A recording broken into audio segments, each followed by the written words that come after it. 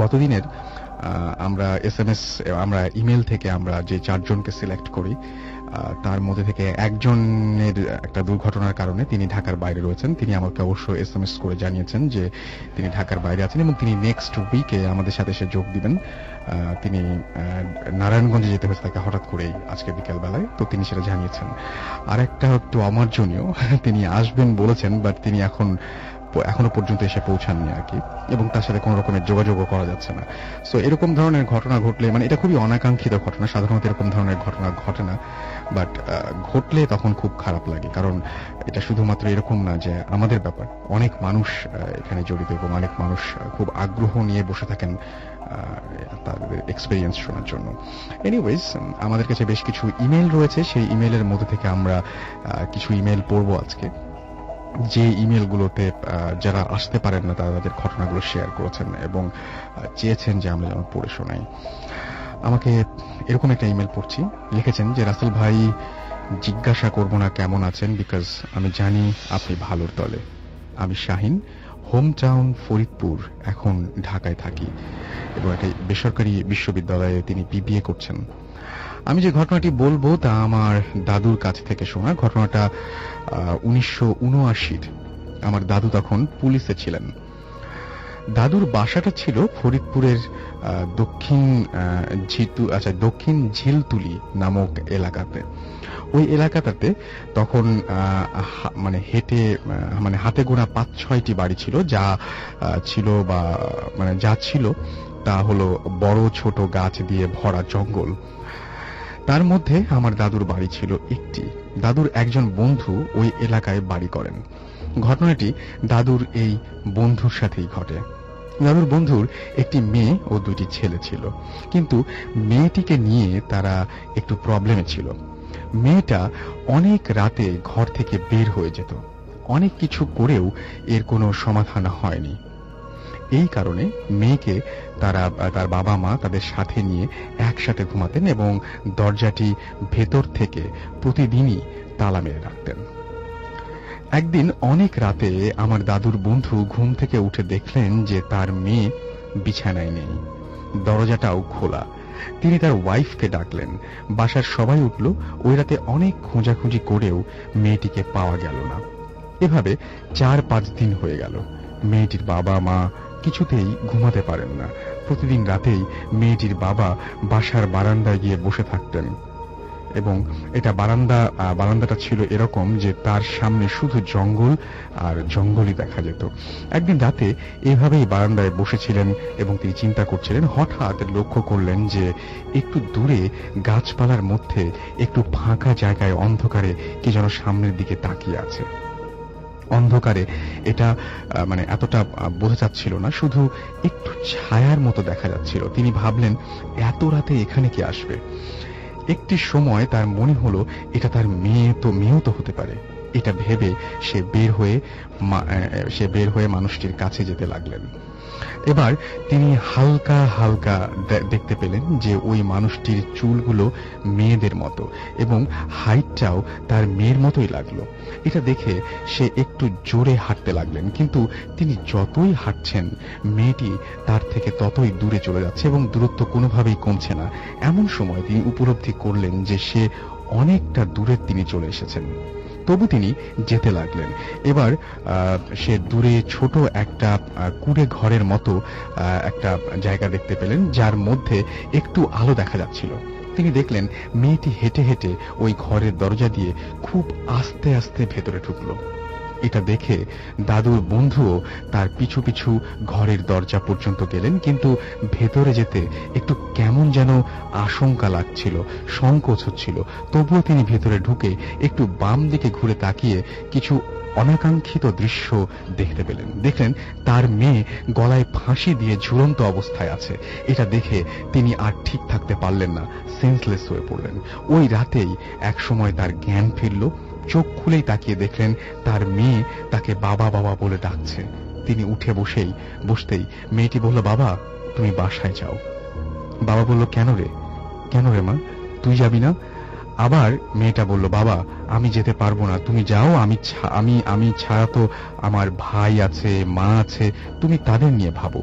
বাবা জিজ্ঞাসা করলো, তুই যদি না তুই যদি না যাবি, তুই যাবি না কেন এটা বল। মেয়ে বলল, আমি কিভাবে যাব বাবা, আমি তো মারা গেছি। মেয়েটি পাশে নখ দিয়ে দেখিয়ে দিল, যে হাত দিয়ে দেখিয়ে দিল যে ওইখানে আমার লাশ। আসলে বাবা দেখলো লাশটা তার থেকে একটু দূরে শুয়ে আছে। এত সময় পর তার মনে পড়ল রাতের সব ঘটনা। তিনি কেঁদে দিয়ে বললেন যে, কেন রে মা, তুই এমন কাজ কেন করলি, কেন? মেয়েটা বলল যে, আমি কিছুই জানি না বাবা, কিভাবে সব হলো। তুমি যাও বাসায় গিয়ে সব ঠিক করে আমার জানাজা আর কবর দেওয়ার ব্যবস্থা করো, না হলে আমাকে এভাবেই থাকতে হবে। তিনি আর কিছু না বলে বাসায় গেলেন এবং মেয়ের কথা মতো সব করলেন। এভাবে তারপর অনেক দিন কেটে গেল। বাবা কিছুতেই এসব মেনে নিতে পারছিলেন না। একদিন রাতে তার খুবই মন খারাপ লাগছিল মেয়ের জন্য, তাই সে তার মেয়ের কবরের কাছে গেলেন। একটু দূরে থেকে দেখলেন যে তার মেয়ে কবরের কাছে বসে আছে এবং কাছে এসে আবারও তিনি কিছু অদ্ভুত দৃশ্য দেখলেন যে বসে থাকা মানুষটি কেউ নয়, তার মেয়ে। কাছে এসে দাঁড়াতেই তার মেয়ে বলল, বাবা তুমি আবার আসছো? আর তুমি না, আমি না তোমাকে বললাম যে আমাকে নিয়ে চিন্তা করবা না? এবার বাবা কোনো উত্তর না দিয়ে বলল, মা তুই যে বললি তোর জানাজা আর কবর দিলেই সব ঠিক হয়ে যাবে, তাহলে তুই এখানে কেন? মেয়েটি বলল, বাবা আমাকে এভাবেই থাকতে হবে, আমি যে স্বাভাবিকভাবে মরিনি। এবং তিনি বললেন যে তারপরে আমার কবরের কাছে আসবে না, এ ধরনের নিষেধাজ্ঞা জারি করলেন এবং এরপরে কখনোই সে তার মেয়েকে আর দেখেনি। যদি ভালো লাগে তাহলে ঘটনাটি আপনাদের পড়ে শোনাবেন। এই ঘটনাটি আমাকে পাঠিয়েছেন তিনি হচ্ছেন, আবারও নামটা বলছি, শাহিন, হোম টাউন ফরিদপুর, এবং তিনি এখন ঢাকায় একটা বেসরকারি বিশ্ববিদ্যালয়ে বিবিএ করছেন। আমি জানি না যে ঘটনার সত্যতা কতটুকু, বাট এরকম ঘটনা যদি সত্যিই বাস্তবে ঘটে থাকে, আসলে এই যে ঘটনাগুলো নিয়ে আমরা আলোচনা করি, একটু আগে আমরা প্রোগ্রামের আগে কথা বলছিলাম যে এই ঘটনাগুলো সবগুলো খুব উদ্ভট লাগে এবং শুনলে আসলে ভয়ের চাইতে বেশি মনে হয় যে মাঝে মাঝে যে এরকম হয় নাকি, এই চিন্তা আমাদেরকে বেশি জড়িয়ে ফেলে।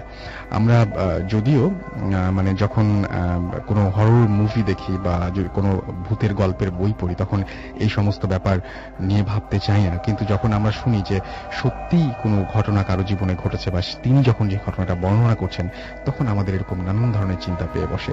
যাই হোক, কেমন লাগলো ঘটনা সেটা আমাদের অবশ্যই জানাবেন এবং SMS করার নিয়মটি আরো একবার বলে দিচ্ছি, যারা এই মুহূর্তে জয়েন করেছেন, যে মোবাইলের মেসেজ অপশনে গিয়ে টাইপ করুন SHOUT শাউট স্পেস আপনার নাম স্পেস আপনার মেসেজ, পাঠিয়ে দিন 9840 নাম্বারে।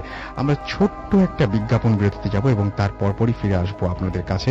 সো কোথাও যাবেন না, স্টে টিউনড টু রেডিও ফুর্তি এন্ড ডোন্ট স্টপ দ্য ফুর্তি।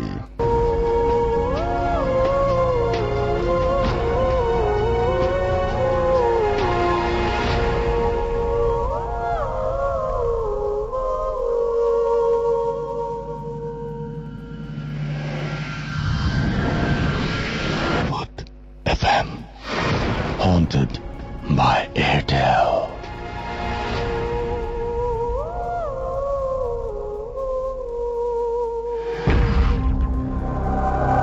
শুনছেন সবসময় রেডিও ফুর্তি আর চলছে ভূত FM হন্টেড বাই এয়ারটেল। আমি রাসেল আছি, সাথে আমার সাথে আছে মাসুম এবং আজকের অতিথিরা। সেই সাথে আমরা আরো কিছু SMS পেয়ে গেছি, এর মধ্যে SMS কিছু পড়তেই হবে। মিশু আমাদের SMS করেছেন যে গত সপ্তাহে তার বার্থডে ছিল, তারপর তার SMS টি পড়া হয়নি, একটু কষ্টই পেয়েছেন। SMS পড়লেও ভাই দোষ, আমার না পড়লেও দোষ।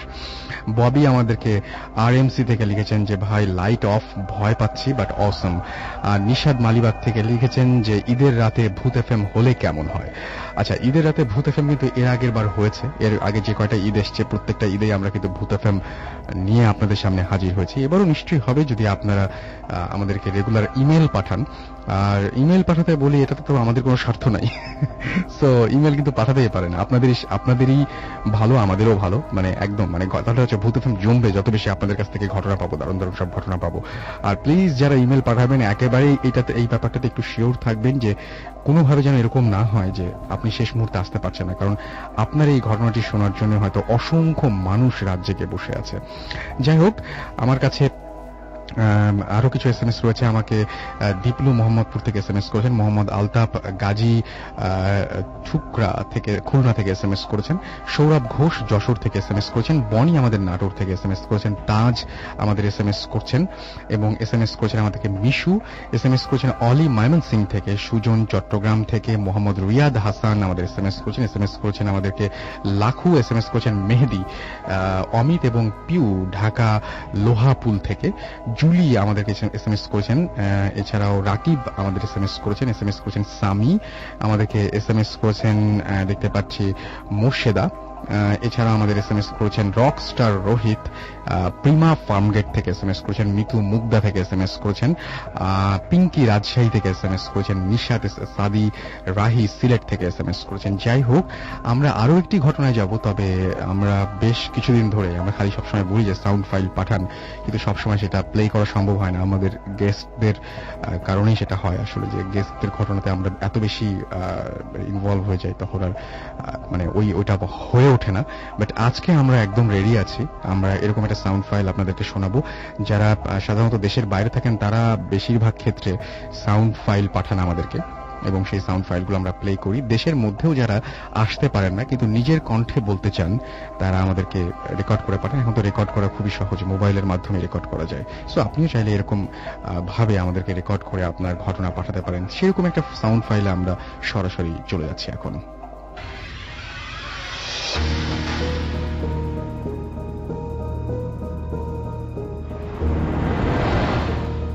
হ্যালো লিসেনার্স, আজকে যে এক্সপিরিয়েন্স আপনাদের সাথে আমি আজকে শেয়ার করব, এটা 2 মাস আগের ঘটনা। সেদিন আমি আমার রুমে বসেছিলাম, বসে গান শুনছিলাম। হঠাৎ করে ইলেকট্রিসিটিটা চলে গেল। ইটস হাইলি আনলাইকলি এখানে ইলেকট্রিসিটি যাওয়া। তো নর্মালি যখন ইলেকট্রিসিটি যায় তার মানে অনেকক্ষণ আসবে না। তো জাস্ট জানার জন্য যে কতক্ষণ ইলেকট্রিসিটি ব্যাক করবে না, এই জন্য ফোন উঠালাম কল করার জন্য ইনফরমেশন ডেস্কে। দেখলাম যে আমাদের ফোনের লাইনটা ডিসকানেক্টেড, ফোনে কোনো ডায়াল টোন নেই। নোটিস করলাম 9টা বাজে।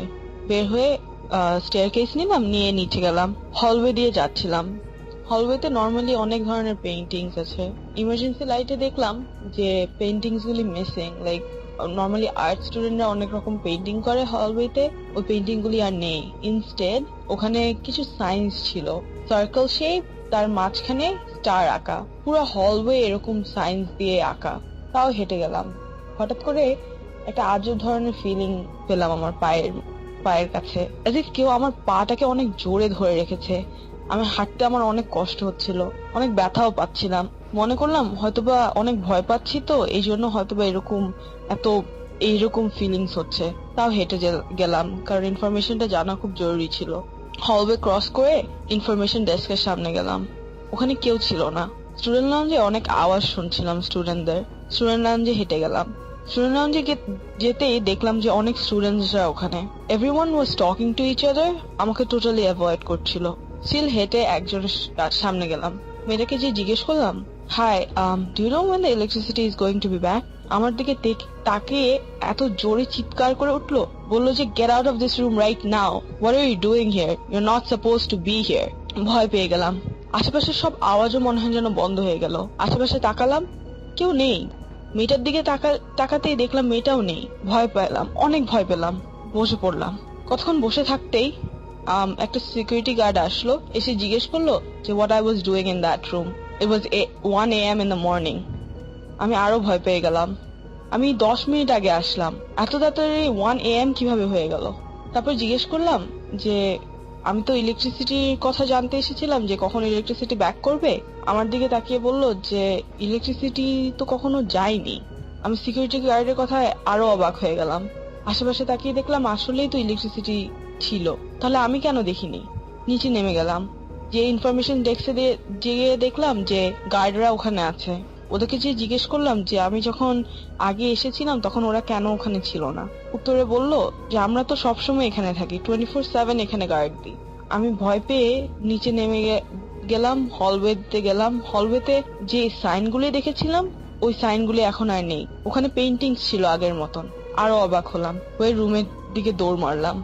রুমে ঢুকতে রুমমেটকে বললাম পুরো ঘটনাটা। ওকে পুরো ঘটনাটা এক্সপ্লেন করার পর ও আমাকে একটা পেন আর একটা পেপার দিল। বললো যে সাইনগুলি একটু আঁকো তো আমার জন্য। আমি সাইনগুলি আঁকতে ও বলল যে এই সাইনগুলো তো নর্মালি যখন ব্ল্যাক ম্যাজিক করা হয় তখন আঁকা হয়। আমি আরো ভয় পেলাম। রুমে যেয়ে বসলাম, অনেক কনফিউজ ছিলাম। পায়ের দিকে তাকাতে দেখি যে আমার পায়ের মধ্যে লাল মানে সব scratch marks, as if like আমার পাকে কেউ জোর করে ধরে রেখেছিল, এই জন্য লাল দাগ হয়ে গেছে এবং স্ক্র্যাচ মার্কস হয়ে গেছে। বুঝতে পারছিলাম না কি হয়েছে। ধরলাম সবই ভুল, সবই আমি হ্যালুসিনেট করেছি। আমি 9টা যে দেখেছি সেটাও হ্যালুসিনেট, 10 মিনিট যে ভেবেছি ওটাও হ্যালুসিনেট করেছি। বাট ওই স্ক্র্যাচ মার্কগুলি কিভাবে এসেছে? I still don't have answers to any of this questions. কারো কাছে যদি একটা এক্সপ্লেনেশন থাকে আমি অনেক খুশি হব জান। Thank you.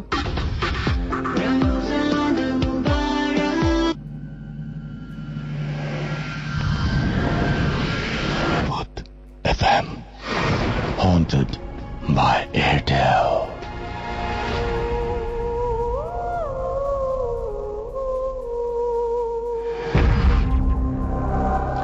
শুনছেন সবসময় রেডিও ফুর্তি অ্যান্ড চলছে ভূত এফএম হন্টেড বাই এয়ারটেল। একদম ঠিক বলেছেন। অসংখ্য এসএমএস আসছে যে এটা আগে শোনানো হয়েছে। আমি মাসুমকে এটাই বলছিলাম, বাট এটা মাসুমের মিস্টেক ছিল। আসলে দুটাই ফিমেল ভয়েস ছিল, একটা ছিল খুলনার সম্ভবত। মাসুমের মানে অনেকগুলো ফাইল জমে যাওয়ার কারণে এই ভুলটা হয়েছে। সো মাসুম কি সরি হ্যাঁ মাসুম সরি বলেছে। আমরা পরবর্তীতে সেই ঘটনাটা আপনাদের শোনাবো। যাই হোক, কিছুক্ষণের মধ্যে আমরা আমাদের যে নেক্সট যে রেকর্ড ফাইলটা আছে সেই ফাইলটাতে চলে যাব এবং আমরা এখন আপাতত ঘটনায় চলে যাই। এবং আমাদের সাথে একজন গেস্ট আছেন, তার কাছে আমরা ঘটনায় চলে যাচ্ছি। আচ্ছা, আপনার নামটা একটু বলবেন ভাই please. This track was downloaded from FusionBD.com. Mustaq. তো মুস্তাক ভাই, আপনার ঘটনাটা কোথায় ঘটেছিল? আপনি তো শুনেছেন এই ঘটনাটা, আপনার লাইফে ঘটেনি। তার আগে আমি আপনার কাছে একটা ইন্টারেস্টিং একটা ব্যাপার নিয়ে আলোচনা করতে চাই। আপনি বলছিলেন আমাকে একটু আগে যে আপনাদের বাসায় কোনো একটা কাজের মেয়ে আছেন, এবং সেই কাজের মেয়ে আমাদের এখানকার সম্পর্কে কি বলেছেন আমি তো শুনে খুবই থান্ডার। আমিও অনেক অবাক হয়েছি আসলে। উনি বলছে যে কাজের মেয়েটা ভাইয়া যে আপনাদের এখানে কোন একটা গেস্ট আসছিল, উনি মানুষের রূপ নিয়ে আসছে, বাট উনি একজন জিন। মানে ব্যাপারটা হচ্ছে আসলে মানে খুবই হাস্যকর, কিন্তু সবচেয়ে বড় ব্যাপার হচ্ছে এই কাজের মেয়ের একটা বিশেষত্ব আছে, সেটা হচ্ছে যে উনি যা বলেন তা মিলে যায়, রাইট? উনি জায়নামাজে বসে সবকিছু বলেন। হ্যাঁ, মোটামুটি জায়নামাজে বসে বলেন, এবং আপনাদের পরিবারের অনেক সমস্যা তিনি সমাধান করেছেন, অনেক কিছু তিনি গেস করে বলতে পেরেছেন। এবং আপনি বলছিলেন যে আপনি ভূত এফএমে আজকে এসেছেন, তাকে বলে আসেননি, বাট কেউ যদি জিজ্ঞেস করে তাহলে বলতে পারবে যে আপনি আজকে এখানে আছেন, সেটা অন এয়ারে আসার আগেই, রাইট? তো উনি বলেছেন যে এখানে কেউ একজন এসেছিলেন যিনি আসলে মানুষ না। এরকম মানে আমি আমার জানা মতে, মাসুমের জানা মতে এখানে যারা আসছিলেন তারা সবাই মানুষ, কিন্তু তিনি এই কথা কেন বলেছেন আই ডোন্ট নো। আপনি তার কাছ থেকে আরেকটু মানে শুনবেন যে কেন এই কথাটা বলেছেন এবং কবে ঘটনাটা ঘটেছিল তিনি যদি বলেন, তাহলে আমরা ওই দিনের রেকর্ড শুনে আমরা ওই রেকর্ডটা, বা যদি তার নাম বলতে পারেন তাহলে আরো ভালো। আমরা সমস্ত লিসনারদের সবাইকে বলছি যে আপনারা অপেক্ষা করুন, যদি আমরা এটা বের করতে পারি ডেফিনেটলি আমরা সেই রেকর্ডটা আপনাদের আবার শোনাবো, এবং ভদ্রলোকে আবারও বা ভদ্র মহিলাকে আবারও ডেকে নিয়ে এসে আপনাদের সামনে হাজির করার চেষ্টা করবো। চলে যাই আপনার ঘটনায়। জি, আমার ঘটনাটা ঘটেছিল আমার একটা ফ্রেন্ডের মামার সাথে অ্যান্ড ওনার একটা ফ্রেন্ডের সাথে। যেমন ঘটনায় চলে যাই, ঘটনা ঘটেছিল আপনার ওনার কোনো একটা কাজে নওগাঁয় গিয়েছিলেন। ওখান থেকে রাত আনুমানিক 3টার দিকে মামার ফ্রেন্ড আসতেছিলেন মাইক করতে করে। তো আপনার হাইওয়েতে আসার সময় ওনারা হঠাৎ দেখতে পান যে একটা মহিলা মেয়ে দাঁড়ায় আছে। আচ্ছা। তো মামার ফ্রেন্ডটা গাড়ি ড্রাইভ করতেছে, মামার পাশে সিটে বসে আছে। দেন মামার ফ্রেন্ড বলে যে দেখি একটা মেয়ে দাঁড়ায় আছে, অথবা কোনো প্রবলেম হয়েছে এত রাত্রে। মা বলতেছে না, এগুলো দরকার নেই, কোনো প্রবলেম হইতে পারে আমাদের। তখন মামার ফ্রেন্ড বলছে না, আমরা দেখি হয়তো বা কোনো প্রবলেম। তখন উনি গাড়ি আর ব্যাক করে মেয়েটা কাছে গেছে। যাওয়ার পরে উনি দেখেন যে এটা মেয়ে না, এটা মহিলা, আনুমানিক 40 থেকে 45 ইয়ার্স হবে। তখন ওনারা গাড়ি থেকে নেমে ওনাকে বলছে যে আপনার প্রবলেম কি, এত রাত্রি এখানে কেন? দেন উনি কথা না বলে ফুপিয়ে কান্না করছে। করার পরে মামা বলছে ওর মামার ফ্রেন্ডকে যে আমরা যাই, এখান থেকে কোনো প্রবলেম হইতে পারে। আমার ফ্রেন্ড বলতেছে যে না, ইনি হয়তো কোনো প্রবলেমে পড়ছে, আমরা এনাকে হেল্প করা দরকার। তখন হঠাৎ করে মহিলাটি আপনার রাস্তা থেকে নেমে বিলের দিকে হাঁটতেছে। তখন মামা ফ্রেন্ডকে বলতেছে না, এর পিছিয়ে যাওয়ার দরকার নেই, আমাদের প্রবলেম হইতে পারে। তখন মা বলছে না, আমাদের যাই, দেখি কি হয় আসলে। তখন একটু দূরে যাওয়ার পরে মানে একটা মানে কোল থেকে একটা বাচ্চা দেখাইছে, বাচ্চাটা সাদা কাপড় দিয়ে পেঁচানো, বাচ্চাটা মানে মারা গেছে, এরকম একটা বাচ্চা। তখন উনি বলছে, মামার ফ্রেন্ড বলছে মহিলাকে যে আপনি কেন, কি হয়েছে আপনার, আমাদের বলেন। উনি কথা না বললে জাস্ট কান্না করছে। আচ্ছা, তখন মামা বলছে ফ্রেন্ডকে যে আমরা যাই এখান থেকে, আমাদের প্রবলেম কিন্তু হবে। তখন উনি বলছে না, প্রবলেম হবে না, দেন একে আমাদের হেল্প করা উচিত। তখন উনি মহিলাকে নিয়ে মাইকেল পিছনের সিটে বসে উনি গাড়ি আবার স্টার্ট করছে। কিছু দূর যাওয়ার পরে আনুমানিক 3:45 হবে, হঠাৎ করে গাড়ি আপনার ইঞ্জিনটা বন্ধ হয়ে গেছে। তখন গাড়ি ঠিক করতে আপনার 4টা বেজে গেছে এরকম হবে। দেন ওনারা আবার স্টার্ট করছে। স্টার্ট করার পরে মামা আপনার রিয়ার ভিউ যে গ্লাসটা আছে গাড়ির, উনি হঠাৎ চোখ পড়ছে ওখানে। চোখ পড়ার পর দেখেন যে মহিলার আপনার মাথা এবং চোখ একদম লাল হয়ে গেছে চোখগুলো। দেন উনি দেখার পরে ভয় পাওয়ার পরে আমার ফ্রেন্ডকে বলছে দেখ কি পিছন দেখে। তখন উনি গ্লাস দেখার পরে উনি অনেক ভয় পেয়েছে। ভয় পাওয়ার পরে উনি কিছু বলে নাই। কি দেখছেন আসলে, গ্লাসে কি দেখছিলেন? চোখটা অনেক লাল হয়ে গেছে, আচ্ছা, উইয়ার্ড লাগতেছে, অনেক উইয়ার্ড। তখন ভয় পাওয়ার পরে ওনারা কিছু বলেনি যাচ্ছে। তখন একটু পরে জিজ্ঞাসা করছে মহিলাকে যে আপনারা কিছু খাবেন? তখন বলছে, উনি কথা বলেন নাই, কখনো কথা বলেন নাই। দেন ওরা ভয় যেন না পায় এই জন্য গ্লাসের উপরে একটা কাপড় দিয়ে ঢেকে দিচ্ছে, চোখটা না পড়ে। দেন ওরা গাড়ি চালাচ্ছে। একটু পরে দেখেন যে আপনার ওই রাস্তাতেই মহিলাটা দাঁড়ায় আছে, গাড়ির পিছনে যাকে বসাইছে সেই রাস্তায় দাঁড়িয়ে আছে আবার। দাঁড়ায় আছে। তখন ওরা অনেক ভয় পেয়ে গেছে। ভয় পাওয়ার পরে ওরা কিছু বলে নাই। দিন একটু পরে দেখেন যে আপনার পিছনে আপনার গ্লাসের সবাই দেখেছে পিছনে মহিলাটা নাই। আচ্ছা, মহিলাটা নেই, বাট বাচ্চাটা আপনার দাঁড়িয়ে আছে, মুস্কি আসতেছে তাদের দেখে। তখন তারা অনেক ভয় পেয়ে মামার ফ্রেন্ডটা আপনার সেন্সলেস হয়ে গেছে। সেন্সলেস হয়ে যাওয়ার পরে মামা অনেক সুরা আছে, উনি বলছে আমাকে তো মানে কিছু হলে চলবে না, আমাকে তো যাইতে হবে। তো যত রকমের সুরা পারছে বলছে। বলার পরে উনি মামাকে সরিয়ে উনি গাড়িটা ড্রাইভ করতেছে। একটু পরে যাওয়ার পরে উনি আবার সেই মহিলাকে রাস্তায় দেখছে। দেখার পরে উনি গাড়ি স্টপ করেনি, যাচ্ছে। পরে আবার গ্লাসে চোখ পড়ছে, উনি দেখে যে আপনার বাচ্চাটার মাথা নেই। এরকম দেখার পরে মামা আবার সূরা পড়া শুরু করছে। বরফ যাচ্ছে, আপনার একটু পরে আমার মামা পিছন থেকে শুনতে পাচ্ছে যে আপনার হাড় মানে চিবাইলে যেরকম সাউন্ড আসে কর্মর, সেরকম সাউন্ড আসছে পিছন থেকে। তখন মামা আবার পিছন দিকে তাকায় দেখে যে বাচ্চাটা আপনার ওনার করতেছে, কোন একটা পায়ের হাড় চিবে খাচ্ছে এরকম। তখন মামা ভয় পাওয়ার পরে উনি সূরা পড়তেই আছে। একটা পর্যায়ে উনি গাড়ি স্টপ করেনি, গাড়ি উনি চালাচ্ছেন। দেন সকাল হয়ে গেছে। সকাল হওয়ার পরে আপনার আনুমানিক 7টা বাজে। উনি আর পিছন দিকে তাকায়নি, রিয়ার ভিউ গ্লাসেও তাকায়নি। না তাকানোর পরে উনি হঠাৎ করে দেখে যে মানে জাস্ট ওই সাদা কাপড়টা আছে। গাড়ি থামানোর পরে উনি পিছনে সিট চেক করছেন, দেখেন কিছু হাড় পড়ে আছে রক্তাক্ত। দেন ওখানে কিছু লোকজন ছিল, ওনাদের ডেকে বলছে ঘটনাটা। কিছু বলার পরে ওনাদের ডেকে নিয়ে এসে দেখাইছে, বাট ওখানে কিচ্ছু ছিল না, সিট একদম পরিষ্কার। মানে যখন লোকগুলোকে দেখে নিয়ে আসছে তখন ওখানে কিছু ছিল না, কোনো কাপড়, কোনো হাড়, কোনো ব্লাড, কিচ্ছু নেই। আচ্ছা, দেন উনি আবার এক্সেপ্ট করে চলে আসছেন। এই ছিল ঘটনা। ওকে, মানে ইন্টারেস্টিং। এরকম কাছাকাছি ঘটনা আছে, বাট এটা একটু অন্য ধরনের ছিল। সো এটা অনেক ভালো লেগেছে আমাদের। যাই হোক, আমাদের কাছে দেখছি যে শাফি মানিকগঞ্জ থেকে SMS করেছেন। তিনি বলেছেন যে আমার আচ্ছা 100তম পর্ব পূর্ণ হলো। আচ্ছা, ওকে। আমাদেরকে SMS করেছেন মামুন, এবং মামুন SMS করে বলছেন যে তারা 3জন মিলে ভূত FM শুনছেন। আমাদেরকে জাহিদুল ইসলাম বাগেরহাট থেকে SMS করেছেন। মিম রাজশাহী থেকে SMS করেছেন। হিমেল আমাদের SMS করেছেন সুস্মিতা বণিক। এছাড়াও SMS করেছেন আমাদেরকে সোহাগ খান। SMS করেছেন স্মার্ট বয় শুভ। SMS করেছেন ফয়সাল যাত্রাবাড়ি থেকে। আকরাম হোসেন আমাদেরকে রূপসা খুলনা থেকে SMS করেছেন। বশির প্রথমবারের মতো SMS করেছেন। আজিব আমাদেরকে SMS করেছেন মানিক। SMS করেছেন সুমন। SMS করেছেন মাহিরা এবং SMS করেছেন ফজলুর। SMS করেছেন FB বিপ্লব। এছাড়াও সঞ্জীব নওগাঁ থেকে আমাদের SMS করেছেন। এনিওয়েজ, আমরা আবারও একটা ঘটনায় চলে যাব এবং আমাদের কাছে একটা ঘটনা রয়েছে, সেই ঘটনাটা পড়ে শোনাচ্ছি। আমাকে লিখেছেন যে হাই রাসেল ভাই, আমার নাম মোহাম্মদ রাশেদুল ইসলাম, গ্রাম আতলাকুড়ি, পোস্ট কনেশ্বর, থানা ডুমুডা, জেলা শরীয়তপুর। আমার বাসা দূরে, তাই আমি স্টুডিওতে এসে ঘটনাটা শেয়ার করতে পারছি না। আমি চাই ঘটনাটি পড়ে শোনানো হোক। মূল ঘটনায় যাওয়ার আগে ঘটনাস্থলের কিছু বর্ণনা দিয়ে দেওয়া দরকার। এটি শরীয়তপুর জেলার ডোমুডা থানার ধানকাঠি ইউনিয়নের পৈতকাঠি নামক গ্রামের। এই গ্রামের মধ্য দিয়ে মডেরহাট এলাকায় একটি পিচ করা রাস্তা আছে, যেটি দিয়ে বাস, ট্রাক ছাড়া অন্য ছোট যানবাহন চলাচল করে। এই রাস্তার পাশে একটি জিম গাছ আছে, যাকে ঝরঝরে জিম গাছ বলা হয়। এটি সাইজ অনেক বড়। এই জিম গাছ নিয়ে অনেক ঘটনা আছে, যেমন ভর দুপুর বেলা কিংবা রাতে কেউ টিফিন বক্সে খাবার নিয়ে ওই গাছতলা দিয়ে গেলে গন্তব্যে পৌঁছার পর দেখতো বক্সে খাবার নেই।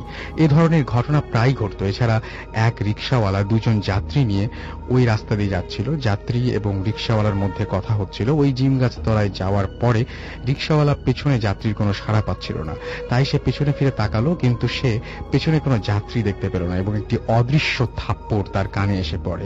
সে অবাক হলো যে রিকশায় কোনো যাত্রী নেই, তাহলে তাকে থাপ্পড় মারল কে? সেই রিকশাওয়ালা এখনো কানে শুনতে পায় না। ওই রাস্তা দিয়ে বেশি রাত্রে কেউ গেলে তার সাথে কিছু না কিছু ঘটে। এবার আসা যাক মূল ঘটনায়। একদিন আমি, আমার বন্ধু পারভেজ, মডেরহাট নামক জায়গায় কনসার্ট হচ্ছিল, তো আমরা কনসার্ট দেখতে গেলাম। কনসার্ট শেষ হলো রাত 12টায়। আমাদের মাথায় ছিল না যে আমরা কিভাবে বাড়ি যাব। যা হোক, কনসার্ট শেষে বেলুন বিক্রেতার কাছ থেকে দুজনে দুটো বেলুন কিনলাম। আমরা বাড়ি ফেরার জন্য রিক্সা খুঁজছিলাম, কিন্তু কেউ আসতে রাজি হচ্ছিল না। অবশেষে আমরা 5 কিলোমিটার পথ হেঁটে আসার সিদ্ধান্ত নিলাম। আমরা যে রাস্তা দিয়ে বাড়ি আসবো সেই রাস্তার ঝরঝরে জিম গাছ আছে। আমরা একটু ভয় পাচ্ছিলাম, কারণ ইতোপূর্বে সেখানে বিভিন্ন প্যারানরমাল ঘটনা ঘটেছে। আমরা দুজন আছি বলে সাহস করে বেলুন নিয়ে হাঁটা শুরু করলাম। আমরা জ্যোৎস্নার আলো এবং দুজনের কাছে থাকা দুটি মোবাইলের আলোতে হাঁটতে হাঁটতে জিম গাছের নিকট পৌঁছালাম। কিন্তু তখনই ঘটল সেই ঘটনা। আমরা জিম গাছের নিচে আসতেই আমাদের হাতে থাকা বেলুন দুটো এমনিতেই ফুটে গেল। আমরা ভয় পেয়ে গেলাম এবং সেখানে বেলুন ফুটতে পারে এমন কিছুই দেখতে পেলাম না। বেলুন দুটি একসাথে কেন ফুটলো এই ভেবে ভয় পাচ্ছিলাম। আমরা পরস্পরের হাত ধরে সামনে এগোতে লাগলাম। আমার কাছে মনে হলো যে আমাদের পেছনে কে যেন আসছে। বিষয়টি পারভেজ বুঝতে পারলো, তাই আমরা দুজনেই প্রায় একসঙ্গে পেছনে ফিরে তাকালাম। না, কিছু নেই। আমরা আবার সামনে তাকিয়ে দেখলাম একটি লাশের মতো সাদা কাপড় মোড়ানো। আমরা প্রচন্ড ভয় পেলাম। এত রাত্রে এখানে লাশ এলো কি করে? আমরা লাশটাকে ক্রস করে সামনে যাওয়ার সাহস পাচ্ছিলাম না। হঠাৎ আচমকা বাতাসে কাপড়টি উড়ে গিয়ে হাওয়ায় মিলিয়ে গেল, আর সেখানে দেখলাম যে কোনো লাশ নেই। আমরা ভয়ে ভয়ে সামনে এগোতে থাকলাম। একটু সামনে যেতেই দেখলাম রাস্তার ডান পাশে একটি লাশ পশ্চিম পূর্ব দিক করে শোয়ানো এবং একটি হাত কাটা। সেই হাত থেকে অনবরত রক্ত ঝরছে। মনে হচ্ছিল এই মাত্র কোনো গাড়ি তার হাতের ওপর দিয়ে চলে গেছে। লাশের রক্ত রাস্তার ডান পাশ হতে বাম পাশে গড়িয়ে পড়ছিল। আমরা পরস্পরকে জড়িয়ে ধরে যে যা পারছিলাম উচ্চ স্বরে সূরা পড়ছিলাম এবং আমি বসে আমাদের চারিদিকে বৃত্তের মতো এঁকে দিলাম। সেখানে প্রচন্ড বাতাস বইতে লাগলো এবং আমরা সে অদৃশ্য বৃত্তের মধ্যে চোখ বন্ধ করে বসে থাকলাম। বাতাস কমলো, আমরা চোখ খুললাম এবং আশেপাশে তাকালাম, কিন্তু আমরা লাশ কিংবা রক্ত কিছুই পেলাম না। তখন মোবাইলে সময় দেখলাম রাত 1:55। আমরা আরো 15 মিনিটের মতো ওই বৃত্তের মধ্যে অবস্থান করলাম। তারপর সূরা পড়তে পড়তে বাড়ির দিকে হাঁটা শুরু করলাম। পথে আর কোনো বিপদ ঘটল না। বাড়িতে এসে দরজায় টোকা দিলাম, মা দরজা খুলে দিল। আমরা ঘটনাটি রাতে কারো সাথে শেয়ার করলাম না। ওই রাতেই আমাদের দুজনের অনেক জ্বর হলো এবং জ্বর সারল 2 দিন পরে। এই ছিল ঘটনা। এই ঘটনাটির কোনো ব্যাখ্যা আমি আজও খুঁজে পাইনি। ঘটনাটি পছন্দ হলে পড়ো। আমরা সকল ভূত এফএম লিসনারদের কাছে দোয়া কামনা করছি যেন আমাদের জীবনে এমন ভয়ঙ্কর ঘটনা আর না ঘটে। ধন্যবাদ সবাইকে। এই ছিল আমাদের রাশেদুল ইসলামের ঘটনা, মোহাম্মদ রাশেদুল ইসলামের ঘটনা। যাই হোক, এতক্ষণ পর্যন্ত যারা আমাদের সঙ্গে রয়েছেন তাদের সবাইকে অনেক অনেক অনেক অনেক ধন্যবাদ। আমরা ছোট্ট একটা ব্রেক নিব এবং ব্রেকের পরে ফিরে যাব আমরা আরেকটা নতুন অতিথির কাছে। সো আপনারাও কোথাও যাবেন না, আমাদের সাথেই থাকুন। স্টে টিউন টু রেডিও ফুর্তি অ্যান্ড ডোন্ট স্টপ দ্য ফুর্তি।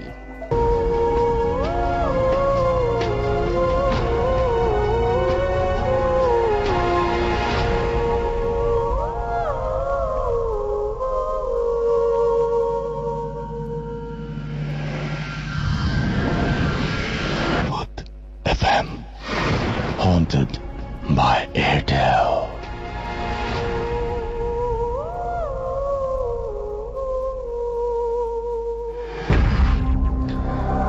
শুনছেন সব সময়ের রেডিও ফুর্তি, সাথে আছি রাসেল। চলছে ভূত এফএম হন্টেড বাই এয়ারটেল। আমার সাথে আছে মাসুম এবং আজকের অতিথিরা আমি দেখতে পাচ্ছি যে সবুজ আমাদের এসএমএস করছেন, সৈকত এসএমএস করছেন, শিবলি এসএমএস করছেন, কণিকা ময়মনসিং থেকে, রাইসা নরসিংদী থেকে, ইমন ভোলা থেকে, আধরিকা আমাদের এসএমএস করছেন, আদাবর থেকে, উজ্জ্বল আমাদের এসএমএস করছেন আরিফ বরিশাল থেকে, লিটন ময়মনসিং থেকে, খুলনা থেকে এসএমএস করেছেন আমাদেরকে ফারুক, এছাড়াও মাসুদ পারভেজ চট্টগ্রাম থেকে এসএমএস করেছেন, রাফি আমাদের এসএমএস করেছেন, চম্পা আমাদেরকে খুলনা থেকে এসএমএস করেছেন, খুলনা মেডিকেল কলেজ থেকে, এছাড়াও SKD পানু আমাদের এসএমএস করেছেন টাঙ্গাইল থেকে, সিনথিয়া ময়মনসিং থেকে, শিহাব আমাদের এসএমএস করেছেন আইইউবি থেকে, এছাড়াও আমাদেরকে SM রুবেল এসএমএস করেছেন আনিস খুলনা থেকে, এছাড়াও আমাদেরকে রিদওয়ান এসএমএস করেছেন সোনারগাঁ থেকে। আমরা চলে যাব ঘটনায় এবং আমাদের পরবর্তী গেস্টের কাছে আমরা যাব। আপনার নামটা একটু প্লিজ বলবেন। জি, আমি রবিন, আমি মিরপুর থেকে। আপনার ঘটনায় চলে যান। হ্যাঁ, একদম সরাসরি। ঘটনাটি আমি শুনেছি আমার বাবা মা থেকে। এটা হয়েছিল 1986 সময়। এটা আমার ফুপুর বাড়ি সিঙ্গাডাত, সেখানকার ঘটনা। তো সেখানে একবার এক ছেলে ছিল কামাল নামের।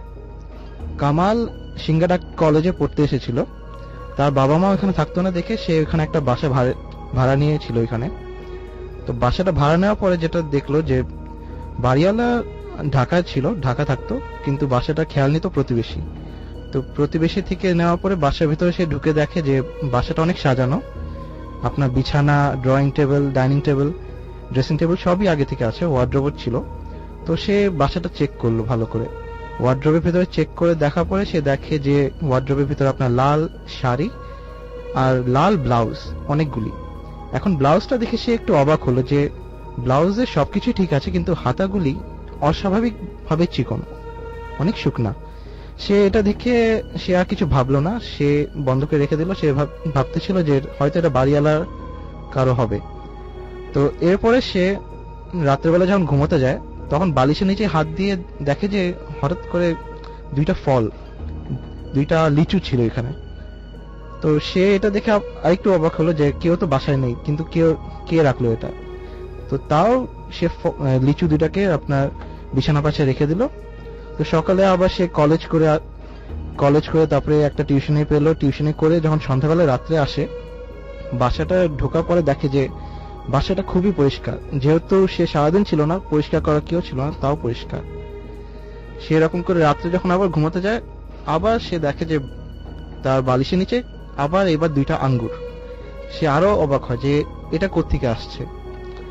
তাও সে কিছু না বলে সে আবার ঘুমিয়ে যায়। সকালে আপনার কলেজে যায়, কলেজে পরে টিউশন করে স্বাভাবিক আবার রাত্রে যখন আসে, এবার দেখে যে তার ঘরের ভিতরে আমের এক ঝুড়ি।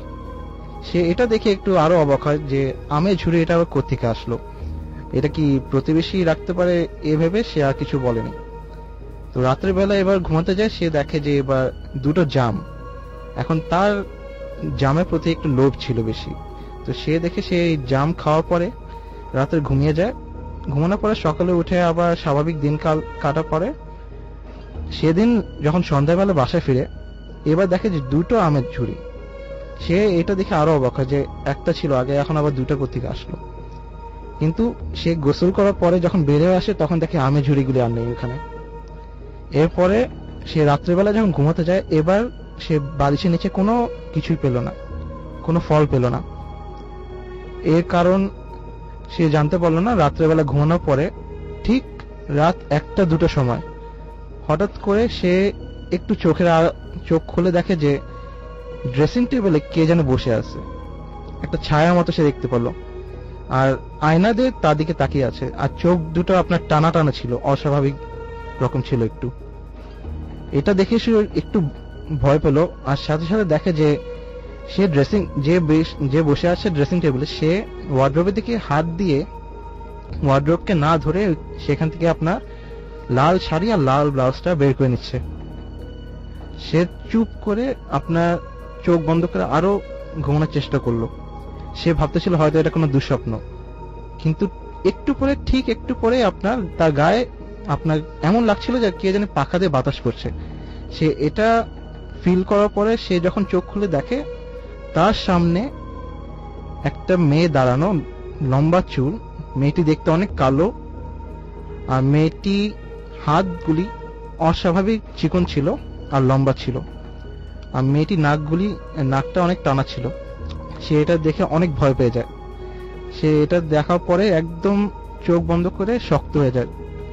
সকালবেলা হওয়ার সাথে সাথে সে নিজের গ্রামের বাড়ি চলে যায়। সবকিছু নিয়ে গ্রামের বাড়ি যাওয়ার পরে তার মা বাবা জিজ্ঞেস করে যে হঠাৎ করে তুমি কলেজ ছেড়ে এখানে কি ব্যাপার, কোনো ছুটি আসছে নাকি কিছু? তখন সে বলেছিল যে না, কিছু হয়নি, আমার অনেক খারাপ লাগতেছিল তাই আমি এসে বললাম। ঠিক সে রাত্রে সে ঘুমানোর সময় তার খালাতো ভাইকে নিয়ে ঘুমায় তার চালের ঘরের ভিতরে।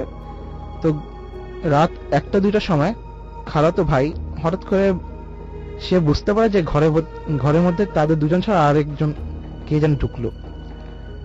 তো সে যখন চোখ খুলে দেখে, সে দেখে যে একটা মেয়ে লাল রঙের শাড়ি পরা, সে মেয়েটা তার ভাইকে বাতাস দিচ্ছে। আবার আর মেয়েটা দেখতে অনেক বিশ্রী ছিল। সে এটা দেখে অনেক জোরে একটা চিৎকার দেয়। চিৎকার দেওয়ার সাথে সাথে সে চোখ বন্ধ করে চিৎকার দিতে থাকে, আর হঠাৎ করে চাল ভাঙা একটা আওয়াজ আসে। আর এদিকে প্রতিবেশী যারা ছিল তারা সবাই তাদের দরজার মধ্যে ধাক্কাতে থাকে, দরজা খোলো, কিন্তু কেউ খুলতে ছিল না, কারণ সে ভয়ে উঠতে পারছিল না। তো দরজাটা ভেঙে দেওয়ার পরে যা দেখে যে খালাতো ভাইটা আপনার ভয়ে রুমে এক কোণার মধ্যে বসে চিল্লাচ্ছে, আর ঘরের চালটা নেই। 3 দিন ধরে তার ভাইকে খোঁজা হয়, কিন্তু তার ভাইকে পাওয়া যায় না। কিন্তু চতুর্থ দিন যেটা হয় যে ঘরের ভিতরে ঢুকে দেখে যে ভাইটা বসে আছে আপনার একদম শক্ত হয়ে, পুরো ঠান্ডা শরীর।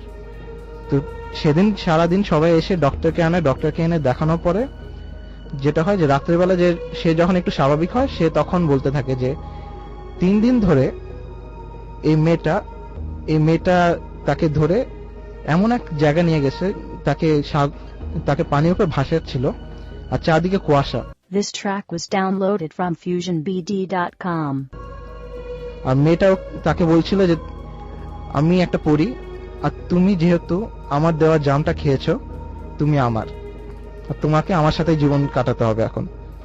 এটা বলে তাকে অনেক অনুরোধ করতেছিল যে চলো, তুমি আমার সাথে চলো, আমি তুমি যা চাও সব দিব। কিন্তু ছেলেটা অনেক মানা করতেছিল, এটা সে কোনোভাবেই নিবে না।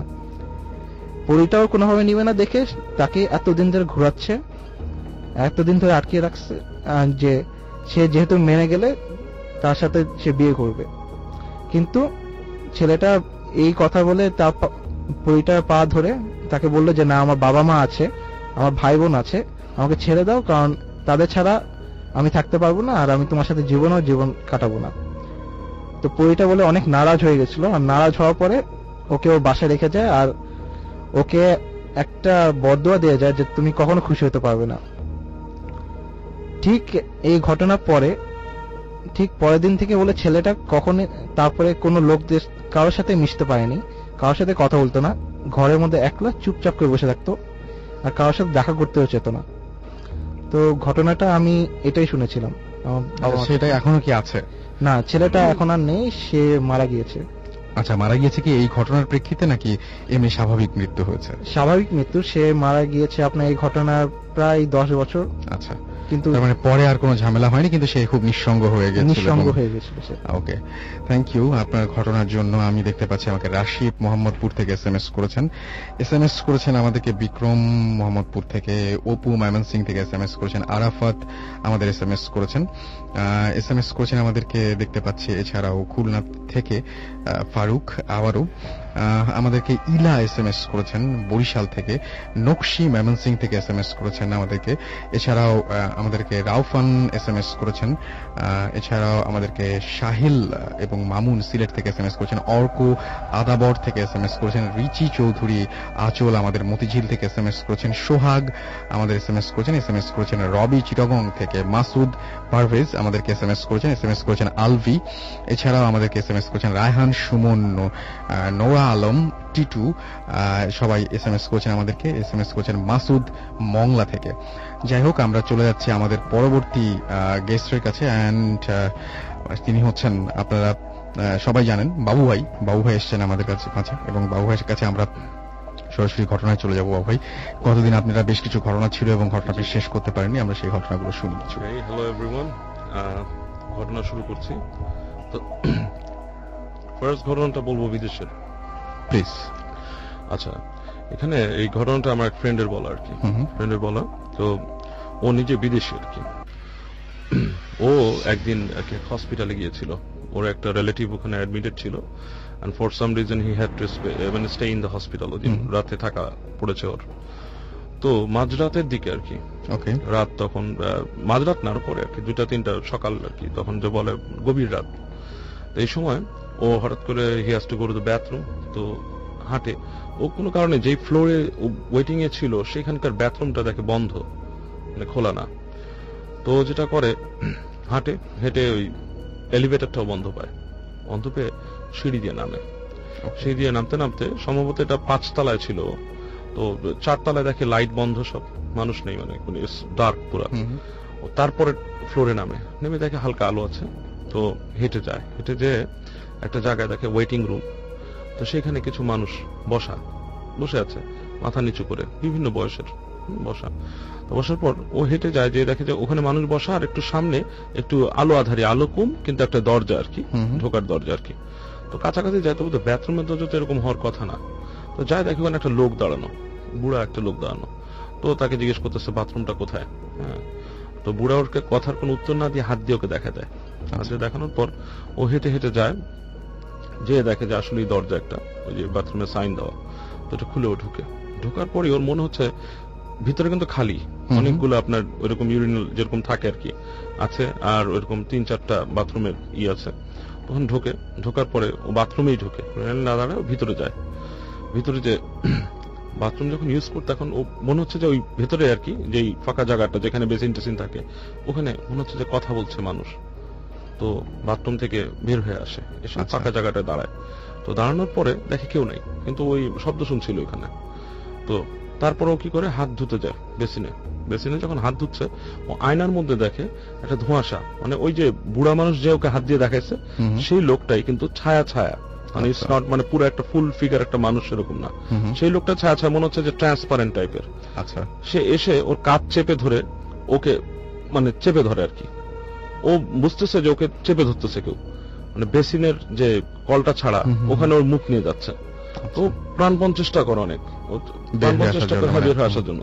তো এক সময় সে স্ট্রাগল করে কি মানে ছুটতে সক্ষম হয়, ছুটে দৌড় দিয়ে গেটটা খুলে বাইরে আসে, কেউ নাই। ওই যেখানে ওয়েটিং রুমে মানুষ বসা ছিল ইটস টোটালি এমটি, এবং ওই যে আলো ওয়েটিং রুমে আরেকটা আলো জ্বালানো ছিল সেটাও বন্ধ। মানে ওই ওয়েটিং রুমটা শুধু একটা আলো আধারের খেলার মতো দেখা যাচ্ছে। আচ্ছা, আর ওই যেই দরজার সামনে বুড়াটাকে দাঁড়াতে দেখছিল, ওই হেঁটে ওই দরজার সামনে যায়। যাওয়ার পরে মানে বিদেশি ও সাহসী, ওরা এতটা ভয় পায় না সাধারণত এসবে। হেঁটে যে দেখে ওই দরজার মধ্যে লেখা আছে মর্গ, ওখানে লাশ সংরক্ষণ হয় আর কি। তো ওইটা দেখার পরও খুব ফ্রিকড আউট হয়ে ও মানে দৌড়া বের হয়ে আসে, এসে ওই সিঁড়ি দিয়ে স্টেয়ারকেস দিয়ে নামা শুরু করে। তো যখন নামতেছে, তখন পিছন থেকে দেখে যে ওই বুড়া আর কি, ওই যে বৃদ্ধ লোকটা ওকে ধরছিল, সে দাঁড়ায় আছে সিঁড়ির গোড়ায়।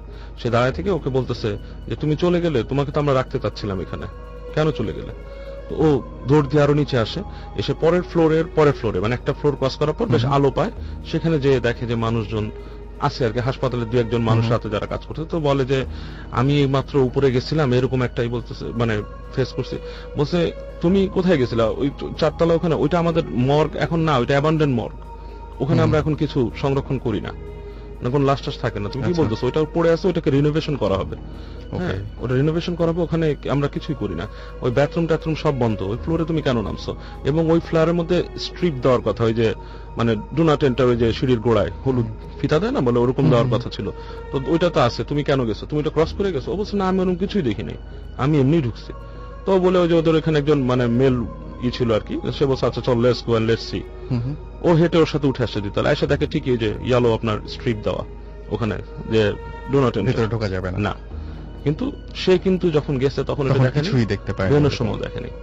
আচ্ছা, এটা একটা ছোট ঘটনা। আচ্ছা, এই ব্যাপারটা, এই যে মানে ওই হাসপাতালে যে ওইটা কি জানা আছে আপনার, যে মর্গটা কেন বন্ধ হয়ে গিয়েছিল, এর পেছনে কোনো কারণ আছে নাকি? এরকম কারণ আসলে ও স্পেসিফিকলি যেটা খবর পায়নি, বাট ও যেটা জানছে যে ওই হাসপাতালের যে ওই ফ্লোর গুলাকে ওরা রিনোভেশন করছে অনেক আগের, মানে দ্বিতীয় বিশ্বযুদ্ধের আগের সময়কার ওগুলো। আচ্ছা, তো ওরা ওই রিনোভেশন করতে চাচ্ছে। আচ্ছা। করার জন্য ওরা বন্ধ করছে। তো আচ্ছা। মানে ও খুব ফ্রিকড আউট ছিল ব্যাপারটা নিয়ে, মানে আচ্ছা। Very upset. এর পরে ঘটনা কি দেশের? এরপরে ঘটনা আচ্ছা, দেশেরটা শুনে ফেলি। আচ্ছা, শুরু করবো তো হ্যাঁ, দেশটা? sure, আচ্ছা, please. এটা কিন্তু একটু সময় নিতে পারে আর কি। তাহলে আমরা ছোট ঘটনা শুনে তারপর আচ্ছা। বড় ঘটনাটা একটু পরে শুনছি। আচ্ছা, ছোট্ট Okay. ঘটনা বলি। এটা হচ্ছে আমার এক ফ্রেন্ডের ঘটনা, স্কুল লাইফের। জি। সম্ভবত মানে এসএসসি পরীক্ষা যখন দেয়, এসএসসির পরেই তো ওর রেজাল্টটা খারাপ হয়েছিল। তো মানে এটা আনহিউম্যান, মানে মানুষের মতো কোনো কিছু না। খুবই স্বাভাবিক। এটা দেখে ও দৌড় দেয়, দৌড় দিয়ে ও সোজা ওই ব্যাক করে ওই যেখানে থাকার কথা ওইখানেই যায়, যে ও উপরে উঠে বলে থরথর করে কাঁপতে থাকে। তো তারপর ও আবার কিউরিয়াসিটি হয় একটু, তখন তাকায় দেখে ওখানে কিছু নাই, কিন্তু ওই কুকুরগুলা ওই যেখানে ছিল ওখান থেকে কাজ থেকে এসে ওই গড়গড় করতেছে ওই এলাকা দিয়ে। একটা মানে মনে হচ্ছে কাউকে ফলো করে যাচ্ছে, কিন্তু কাউকে দেখা যাচ্ছে না। আচ্ছা। হ্যাঁ, কুকুরগুলো এক পর্যায়ে কুকুরগুলো জাস্ট গুলির মাথায় যে প্রচন্ড ঘেউ ঘেউ ঘেউ ঘেউ করতে থাকে। মানে এই হচ্ছে একটা ছোট ঘটনা। বুঝতে পেরেছি। আচ্ছা, ঠিক আছে, আমরা কিছু এসএমএস এ যাব, এবং এসএমএস এর মধ্যে আমি দেখতে পাচ্ছি নাইম আমাদের এসএমএস করেছেন মিরপুর থেকে। এছাড়াও আমাদেরকে এসএমএস করেছেন সাথী, এসএমএস করেছেন আমাদেরকে অনিকা কিশোরগঞ্জ থেকে, ডেভিড আমাদের এসএমএস করেছেন আমাদেরকে খোকন সিলেট থেকে, এসএমএস করেছেন আলামিন, এসএমএস করেছেন আমাদেরকে, এছাড়াও দেখতে পাচ্ছি মেহরাব ময়মনসিং থেকে, রাফি আমাদের যাত্রাবাড়ি থেকে এসএমএস করেছেন, মামুন আমাদের এসএমএস করেছেন। এছাড়াও আমাদের দেখতে পাচ্ছি যে এসএমএস করেছেন আচ্ছা ড্রিম টাচ, ওকে, এবং আমাদেরকে এসএমএস করেছেন মাসুদ পারভেজ। এছাড়া আমাদেরকে এসএমএস করেছেন অস্থির আমান সহ আরো অনেকে। যাই হোক, আমরা পরবর্তী ঘটনায় যাব। এই ঘটনাটি অবশ্য আমাদের এখানকার উপস্থিত যারা রয়েছেন, যে সমস্ত গেস্ট, তারা কেউ বলবেন না। আমরা এবার ঠিক রেকর্ড ফাইলটা চালাবো। একদম মানে মাসুম এবার প্রস্তুতি নিয়েছে, সেই জন্য আরো একবার বলি, শুনছেন সবসময় রেডিও ফুর্তি চলছে ভুল এফএম হন্টেড বাই এয়ারটেল। রয়েছে আমি রাসেল এবং আমার সাথে রয়েছে মাসুম। আর পাচ্ছি আপনাদের এসএমএস পাঠানোর নিয়মটা হচ্ছে মোবাইলের মেসেজ অপশনে গিয়ে টাইপ করুন SHOUT শাউট স্পেস আপনার নাম স্পেস আপনার মেসেজ, পাঠিয়ে দিন 9840 নাম্বারে আপনার এয়ারটেল নাম্বার থেকে বা অন্য যে কোনো নাম্বার থেকে। আর আমাদের যদি ইমেল করতে চান তাহলে অবশ্যই ইমেল অ্যাড্রেসটি আপনাকে লিখে নিতে হবে। ইমেল অ্যাড্রেসটি হচ্ছে bhutfm@radiofurti.fm, which is BHOOTFM@radioforti.fm। চলে যাচ্ছি আরো একটা রেকর্ড ফাইল, যেটা সাউন্ড ফাইল, এবং এটা কেউ একজন রেকর্ড করে পাঠিয়েছেন। এটা একটা রেকর্ডেড ভার্সন একটা ঘটনার, সেটা আমরা শুনবো। চলুন শুনে আসি একটা ঘটনা। হাই আসল ভাইয়া, বুথ এফএমের অল লিসনার্সকে আমি আমার পক্ষ থেকে সালাম জানাতেছি। আসসালামু আলাইকুম। আমি খুলনা থেকে সংগীত সিংপুরসি। আমি অনিকা আঞ্জুম প্রমি, এইবার এসএসসি পাস করলাম। তো আসল ভাইয়া, আমি তোমাদের সাথে আজকে আমার লাইফে ঘটে যাওয়া খুব উইয়ার্ড একটা এক্সপেরিয়েন্স শেয়ার করব। এক্সপেরিয়েন্সটা হয়েছিল আমার বাগেরহাটে।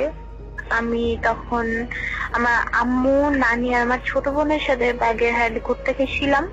তো আমরা একদিন রাতে আমার আম্মুর নানু বাড়িতে ছিলাম। ওই দিন আমার আম্মুর এক খালার বাসা আমাদের রাতে দাওয়াত ছিল। আমার আম্মুর নানু বাড়ি থেকে আম্মুর খালার বাসার ডিস্টেন্স হচ্ছে 5 মিনিটের, যদি একটু জঙ্গলের ভিতর দিয়ে যাওয়া যায়। বাট গ্রামে তো সন্ধ্যার পর বুঝোই অনেক মানে ঝোপ ঝাড়, ভুতুরে একটা ওয়েদার সৃষ্টি হয়। তো আমার আম্মু একটু ভয় বেশি পায়। তো আমরা করলাম কি, আমরা গাড়ি নিয়ে আমরা মেইন রোড দিয়ে গেলাম। মেইন রোড দিয়ে যাওয়াতে একটু টাইম বেশি লাগলো, বাট এটা কোনো প্রবলেম না। আমরা যখন খাওয়া দাওয়া শেষে ফিরতেছি এমন টাইমে রাস্তার মাঝখানে একটা খুব বয়স্ক বলবো না, মানে মাঝারি টাইপের এজ, যেমন আমার আম্মুদের এজ বা ওই টাইপের কিছু একটা হবে। এটা থামায় ড্রাইভারকে বললো যে বাবা দেখো, আমি অনেক অসুস্থ, আমি আমার বাড়িতে যাবো, যাইতে পারতেছি না, তো তোমরা যদি আমাকে একটু সামনে নামিয়ে দাও আমার একটু ভালো হইতো। তো এরকম বৃদ্ধ মহিলা দেখলে তো অবভিয়াসলি যে কারোর মনে দয়া হবে। তো আমার আম্মু, আমার নানি ওনাকে গাড়িতে উঠাইলেন, উনি আমার কাছে এসে বসলেন। কিছুক্ষণ পরে আসলে আমি যেটা দেখলাম সেটা হচ্ছে মানে অদ্ভুত একটা গন্ধ বেরোইতেছে, মানে খুব বাজে একটা গন্ধ, ড্রেনের ময়লা টাইপের গন্ধ। আমার যে এত মেজাজ গরম হইতেছিল বুঝাইতে পারবো না। তারপরে হঠাৎ করে আমার ডান হাতের উপরে মহিলাটা তার হাত রাখার পরে আমি যেটা ফিল করলাম সেটা হচ্ছে যে মহিলাটা হাতটা হিউজ পরিমাণে ঠান্ডা, এন্ড হাতটা পুরো কাটা ভর্তি করা।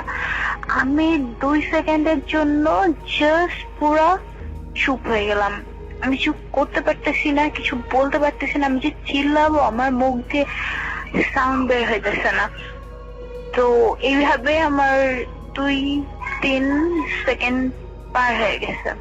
তারপরে আমি জোরে একটা চিল্লানি দিলাম আম্মু বলে। এখন আম্মু, নানি সবাই পেছনে যখনই তাকালো দেখলো যে মহিলাটা পুরো ভ্যানিশড এন্ড আমিও মহিলাটাকে খুঁজে পাই নাই।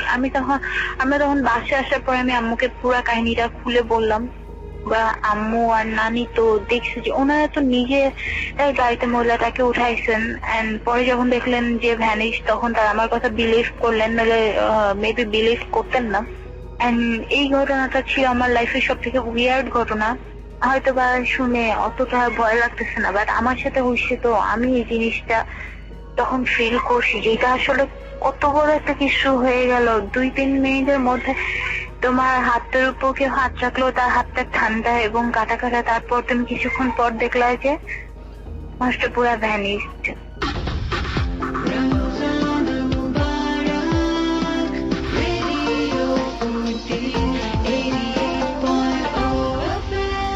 This track was downloaded from FusionBD.com.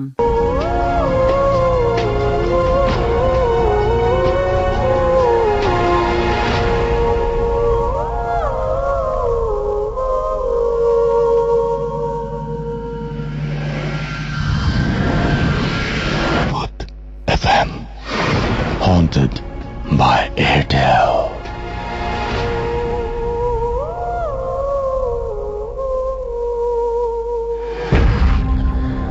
শুনছেন সবসময় রেডিও ফুর্তি, চলছে ভূত এফএম হন্টেড বাই এয়ারটেল। আমি রাসেল আছি সাথে, এবং আমার সাথে রয়েছেন আজকের অতিথিরা এবং মাসুম।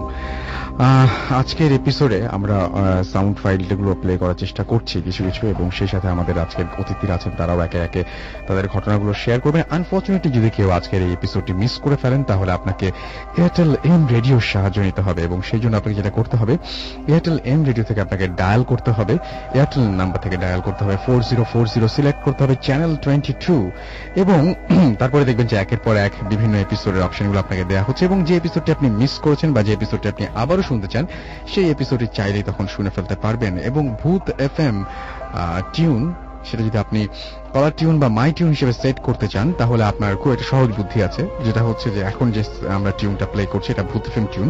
এটা যদি আপনি আপনার নিজের টিউন করে ফেলতে চান, তাহলে আপনি যেটা করতে হবে, কোড নাম্বারটা মনে রাখতে হবে। কোড নাম্বারটা আমি খুব স্লোলি বলছি, 92125, এবং এটা অ্যাক্টিভ করতে আপনাকে যেটা করতে হবে সেটা হচ্ছে আপনার মেসেজ অপশনে গিয়ে টাইপ করতে হবে সিটি স্পেস দিয়ে সেই কোড নাম্বারটি, যেটি হচ্ছে 92125, এবং এটি পাঠিয়ে দিতে হবে 3123 নাম্বারে। দেখবেন যে টিউনটি আপনার হয়ে গেছে। যারা এসএমএস করতে চান, তারা মোবাইলের মেসেজ অপশনে গিয়ে টাইপ করুন SHOUT শাউট স্পেস আপনার নাম স্পেস আপনার মেসেজ, আর পাঠিয়ে দিন 9840 নাম্বারে, আপনার এয়ারটেল নাম্বার থেকে বা অন্য যে কোনো নাম্বার থেকে। আর যদি কেউ আমাদেরকে ইমেল পাঠাতে চান, তাহলে সেটা অবশ্যই খুব মন দিয়ে শুনবেন। ইমেল অ্যাড্রেসটি হচ্ছে bhootfm@radiofurti.fm, which is BHOOTFM@radiofurti.fm। এইখানে আপনারা নাম, ঠিকানা এবং ফোন নাম্বার সহ অবশ্যই আপনাদের ঘটনাটি উল্লেখ করে পাঠিয়ে দিন। আর সেই সাথে কে স্টুডিওতে আসতে চান বা কে চান যে আমরা ঘটনাটি পড়ে শোনাই, সেটাও যদি আপনি আমাদেরকে লিখে পাঠান তাহলে খুব ভালো হয়। যাই হোক, আমাদের এখানে আমাদের ভূত এফএম অনেকবারই এসছেন একজন, আপনারা সবাই নাম জানেন তার, সেটি হচ্ছে কায়সার রহমানি। তিনি শাহবাগ ঢাকায় থাকেন এবং তিনি বহুবার আমাদের এখানে এসছেন। আজকে তিনি উপস্থিত হতে পারেননি, কিন্তু বেশ কয়েকদিন ধরে তিনি চেষ্টা করছেন, বাট তার পেশাগত কারণে তিনি উপস্থিত হতে পারছেন না। তো তার একটা ঘটনা রয়েছে, সেই ঘটনাটি আমি পড়ে শোনাতে চাই। থাকে না, বিভিন্ন এলাকায় বিভিন্ন ঘটনা প্রচলিত থাকে, এবং সেই ঘটনাগুলো অনেক দিন ধরে চলতে চলতে ওখানে মানে সবার মুখে মুখে ঘোরাফেরা করে। সেরকমই একটা ঘটনা তিনি আমাদেরকে পাঠিয়েছেন। সেরকমই একটা ঘটনা আমরা এখন পড়ে শোনাচ্ছি। মাছ মারা নিয়ে অনেক ধরনের ঘটনা আছে, এটা একটু ডিফারেন্ট ছিল আসলে। আর আমার কাছে সত্যি মনে হয় যে অনেক রাত্রেবেলায় সবচেয়ে বড় যে জায়গাটা ছিল বর্ণনা, মানে আমার নিজেরই আমি শিউরে উঠেছিলাম যে যখন তিনি আবারও সেই লোকটার কথা মনে পড়লো এবং দেখলেন যে গা ভেজা, টপ টপ করে পানি পড়ছে, সামনে এসে দাঁড়িয়ে আছে। ব্যাপারটা খুবই ভয়ঙ্কর আর কি, যে এই দৃশ্য দেখে কারো আসলে ঠিক থাকার কথা না। যাই হোক, আপনার মামা অনেক সাহসী, উনি এখন ঠিক সুস্থ আছেন তো, ঠিক আছেন? হ্যাঁ, আমার ফ্রেন্ডের মামা আর কি। আচ্ছা, আমি ইনফ্যাক্ট ওনাকে দেখিনি, আমার ফ্রেন্ডের কাছ থেকে শোনা। আচ্ছা, ও যেহেতু আচ্ছা। মামা ডাকে, ওই হিসাবে মামা ডাকে। ওকে ওকে, থ্যাংক ইউ। আমাদেরকে দেখতে পাচ্ছি আমাদেরকে নিঝুম এসএমএস করেছেন খুলনা ডুমুরিয়া থেকে নয়ন। সিনথিয়া আমাদের এসএমএস করেছেন আমাদেরকে সুমন। এছাড়াও হৃদয় এসএমএস করেছেন, ডেভিড এসএমএস করেছেন। ডেভিড অনেক প্রশংসা করেছেন বাবু ভাইয়ের, তার কাছে অনেক ভালো লাগছে ঘটনাগুলো। এছাড়াও জেরিন আমাদের এসএমএস করেছেন, তিনি হরর মুভিজ অনেক পছন্দ করেন। আমি নিজে খুব পছন্দ করি, আমি হরর মুভিজ প্রচুর দেখি এবং পছন্দ করি। এছাড়াও আমাকে এসএমএস করেছেন মাহমুদুল নরসিংদী থেকে, আমাদেরকে আশি এসএমএস করেছেন বাড্ডা থেকে। এছাড়াও আমাদেরকে এসএমএস করেছেন দেখতে পাচ্ছি মিল্টন নরসিংদী দাসপাড়া থেকে। তিনি গত সপ্তাহে অনেকগুলো এসএমএস করেছিলেন, তার এসএমএস একটাও পড়া হয়নি, I am really sorry for that, but আজকে পড়ে ফেলেছি। হাসান চট্টগ্রাম থেকে আমাদের এসএমএস করেছেন, বাবু ভাইয়ের প্রশংসা করেছেন। পূর্ণ আমাদের এসএমএস করেছেন, ফয়সাল আমাদের এসএমএস করেছেন, তিনিও বাবু ভাইয়ের অনেক প্রশংসা করেছেন। থ্যাংক ইউ সো মাচ যারা এতক্ষণ পর্যন্ত আমাদের সঙ্গে আছেন। আমরা আরেকটা ঘটনা যাব, তবে এটা অবশ্যই রেকর্ডেড। আমাদের আরো একজন ভাই, তিনি ঘটনাটি রেকর্ড করে পাঠিয়েছেন, আজকে উপস্থিত হতে পারেননি স্টুডিওতে। এবং আপনারাও চাইলে এরকম আপনাদের ঘটনাগুলো যারা দেশের বাইরে আছেন বিশেষ করে রেকর্ড করে আমাদেরকে ইমেইল করতে পারেন, আমরা সেটা প্লে করব ঠিক এখন যেমন করছি। আমরা আরো একবার আপনাদের ইমেল অ্যাড্রেসটি স্মরণ করিয়ে দিতে চাই, bhutfm@radiofurti.fm, which is BHOOTFM@radioforti.fm। চলুন চলে যাই আরো একটি ঘটনায়, অবশ্যই recorded.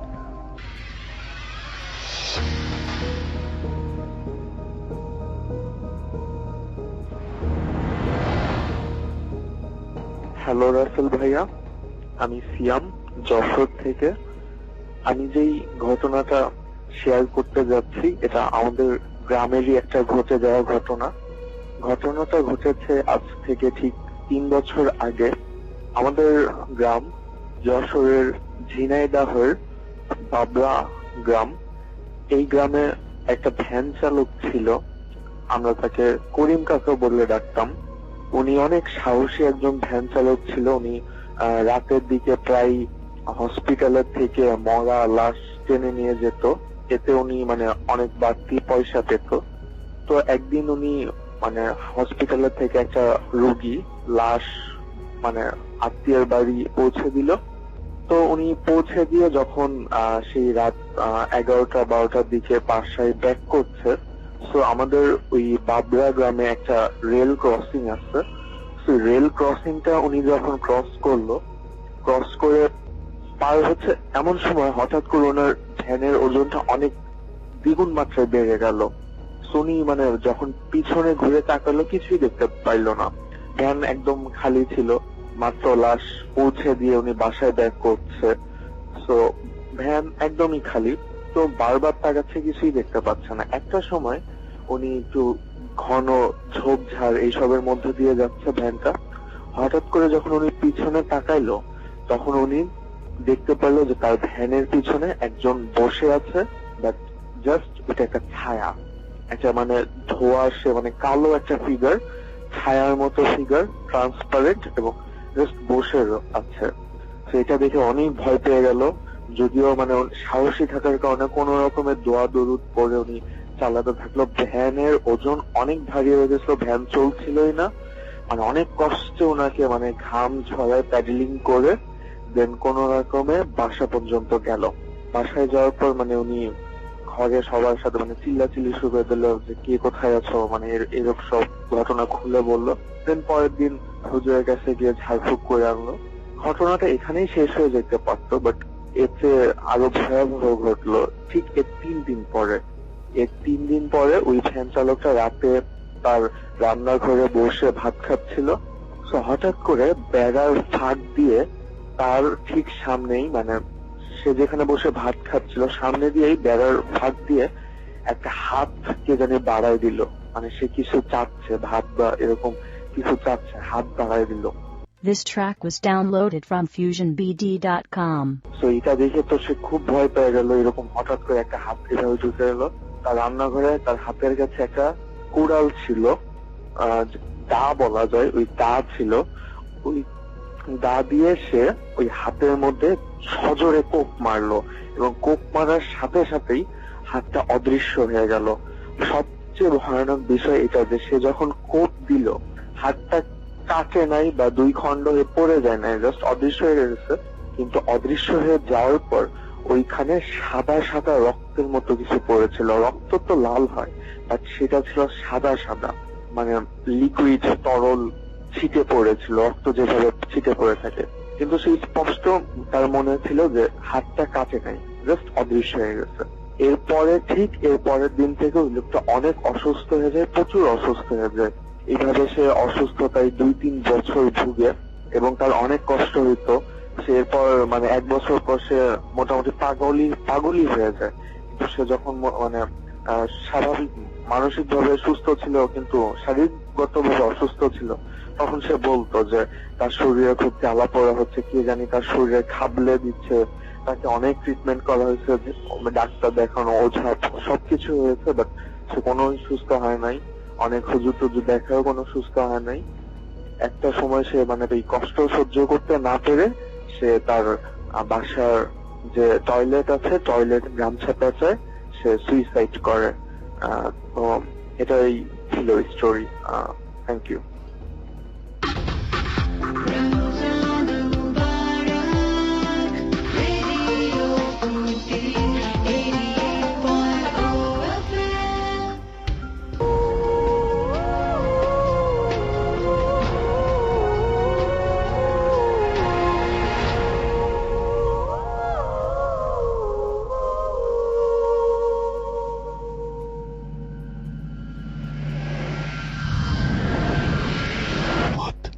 FM, haunted by Airtel.